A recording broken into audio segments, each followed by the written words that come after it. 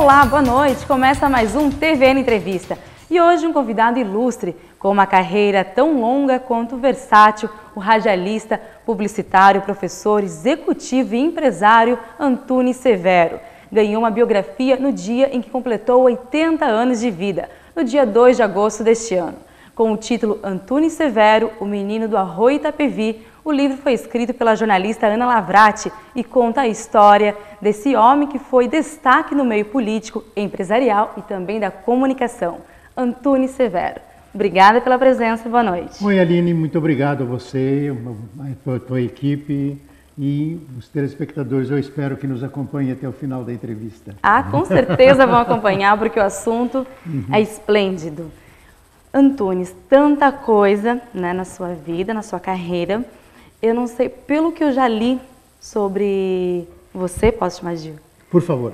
Do que eu já li, acredito que a carreira de rádio foi a que mais lhe marcou? Sim, sem dúvida. Até pelo fato, acredito, de ter sido a minha primeira atividade profissional, foi o rádio. Mas eu tenho uma ligação com o rádio, com o sistema do que o rádio tem, a vida que levam os radialistas, enfim, o rádio na história do Brasil, tudo isso me aproxima bastante. E só para começar, o senhor teve uma infância, você teve uma infância um pouco sofrida no interior do Rio Grande do Sul. Você foi generosa, pouco sofrida. Como é que a gente tem muita dificuldade. Já quem vive ainda hoje no interior, e principalmente nos lugares que ainda não existe energia elétrica, as dificuldades de acesso são maiores, a própria informação chega mais devagar, é ainda bastante difícil. Imagine isso há 80 anos atrás, então era uma dificuldade muito maior. Eu vivi até os 16 anos no interior, e de uma maneira bastante característica, não é totalmente analfabeto, fazendo os trabalhos braçais que são necessários no campo, não é? A minha primeira atividade para ganhar dinheiro foi ser lenhador, e isso então me marcou bastante. Acontece que isso me marcou bastante, mas de uma maneira extremamente positiva. Eu percebi que, dependendo do que eu queria e como eu decidia, eu poderia ou não chegar lá. Então eu não tinha a quem recorrer. De maneira que eu tive que encontrar as minhas próprias soluções. E finalmente, felizmente, eu acredito que acertei mais do que errei nesse período. Eu quis destacar a sua infância sofrida, né, como você mesmo disse, porque você conseguiu construir uma trajetória profissional, empresarial, também no meio acadêmico, profissional radialista incrível, que quem estudou comunicação, né, sabe, conhece a sua história. Muitas pessoas do meio da comunicação, da publicidade, conhecem a sua história, mas isso é uma coisa que está um pouco esquecido para a grande maioria, né? Essa história. Uhum. Está. E há um aspecto no meu circuito, vamos dizer, é que eu tive que também improvisar na parte de aprendizado.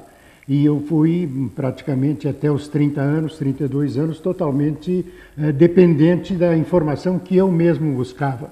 Eu não tinha frequentado nenhuma escola. Eu só vim frequentar um curso formal quando eu resolvi fazer o vestibular, e aí eu precisava concluir o segundo grau, então eu fui fazer o segundo grau pelo projeto que existe de possibilidades no Brasil, e consegui passar essa barreira, e então passei para essa outra etapa, vamos dizer assim. E aí desenvolvi um trabalho simultâneo à comunicação, sempre simultâneo à comunicação.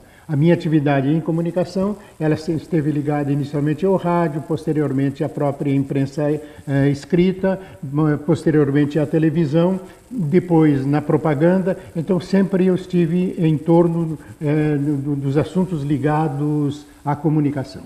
Até ser presenteada pela jornalista Ana Lavrati com um belíssimo livro. Pois então. Né? Esse livro que está aqui nas minhas mãos, que eu ganhei de presente, que é maravilhoso. E ele resgata toda essa sua história. E para a gente começar um pouquinho falando sobre a rádio, você começou com altos falantes Som Azul Estúdio. Era aquela rádio de praça? Como é que era? Exatamente. É um estúdio ligado por fios a uns alto-falantes na praça e onde se desenvolve uma programação básica de tocar música, dar recados e fazer publicidade comercial, né? E lá, quando eu tive esse contato com o serviço de alto-falantes, a rádio ainda não estava funcionando em Rosário do Sul. Isso no Rio Grande do Sul? No Rio Grande do Sul.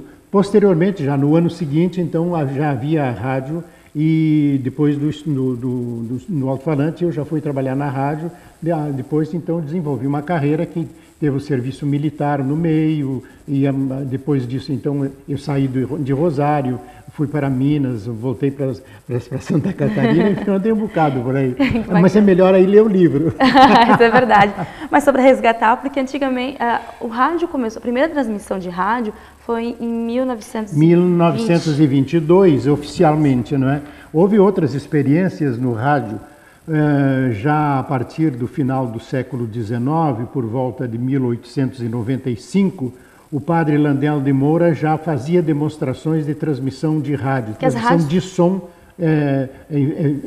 que veio hoje ser conhecido como rádio, né? Uhum. Mas as estações de rádio no Brasil mesmo, elas se implantaram a partir de 1922, quando houve uma exposição do Sesc Centenário da Independência do Brasil e os norte-americanos, as empresas norte-americanas trouxeram transmissores para fazer uma demonstração. Foi um fiasco do ponto de vista técnico, porque não havia condições de receptores e essas coisas assim, mas, enfim, ficou marcado oficialmente o início do rádio no Brasil em 1922. Muito bacana. Vamos continuar esse papo agora no próximo bloco. Vamos para um rápido intervalo e já voltamos.